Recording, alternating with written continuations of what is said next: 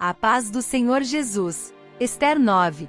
Ora, no 12º mês, que é o mês de Adar, no dia 13 do mês, em que a ordem do rei e o seu decreto estavam para se executar, no dia em que os inimigos dos judeus esperavam assenhorar-se deles, sucedeu o contrário, de modo que os judeus foram os que se assenhorearam do que os odiavam.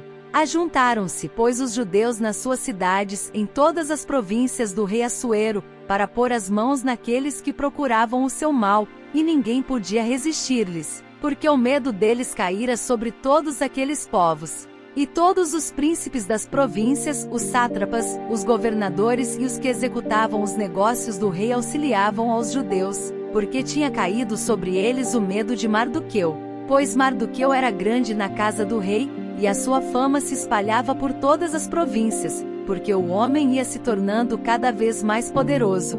Feriram, pois, os judeus a todos os seus inimigos a golpes de espada, matando-os e destruindo-os, e aos que os odiavam trataram como quiseram.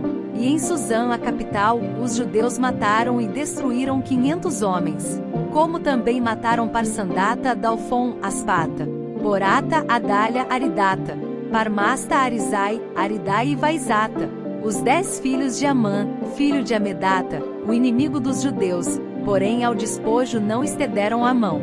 Nesse mesmo dia veio ao conhecimento do rei o número dos mortos em Suzã, a capital. E disse o rei à rainha Ester: em Suzã, a capital, os judeus mataram e destruíram 500 homens e os 10 filhos de Amã, que não teriam feito nas demais províncias do rei? Agora, qual é a tua petição? E te será concedida. E qual é ainda o teu rogo? E atender-se-á.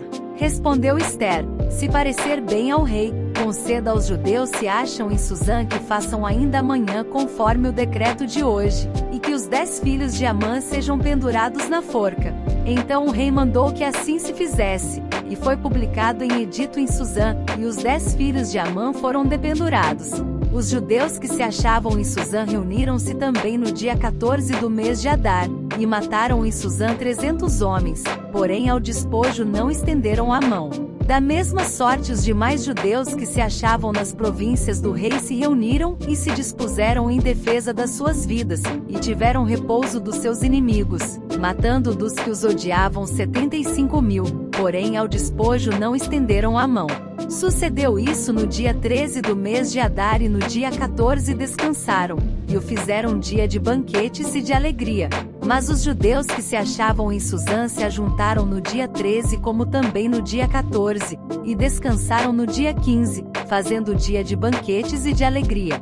Portanto os judeus das aldeias que habitam nas cidades não muradas, fazem do dia 14 do mês de Adar dia de alegria e de banquetes, e de festas, e dia de mandarem porções escolhidas uns aos outros. Mardoqueu escreveu estas coisas, e enviou cartas a todos os judeus que se achavam em todas as províncias do rei Assuero, aos de perto e aos de longe, ordenando-lhes que guardassem o dia 14 do mês de Adar e o dia 15 do mesmo, todos os anos, como os dias em que os judeus tiveram repouso dos seus inimigos, e o mês em que se lhes mudou a tristeza em alegria, e o pranto em dia de festa, a fim de que os fizessem dias de banquetes e de alegria, e de mandarem porções escolhidas uns aos outros, e dádivas aos pobres. E os judeus se comprometeram a fazer como já tinham começado, e como Mardoqueu lhes tinha escrito. Porque Amã, filho de Amedata, o Agagita, o inimigo de todos os judeus, tinha intentado destruir os judeus, e tinha lançado isto é, a sorte, para os assolar e destruir. Mas quando isto veio perante o rei, ordenou ele por cartas que o mau intento que Amã formara contra os judeus recaísse sobre a sua cabeça, e que ele e seus filhos fossem pendurados na forca. Por isso aqueles dias se chamaram Purim, segundo o nome Portanto, por causa de todas as palavras daquela carta, e do que tinham testemunhado nesse sentido, e do que lhes havia sucedido, os judeus concordaram e se comprometeram por si, sua descendência, e por todos os que haviam de unir-se com eles, a não deixarem de guardar estes 2 dias, conforme o que se escreveras a respeito deles, e segundo o seu tempo determinado, todos os anos.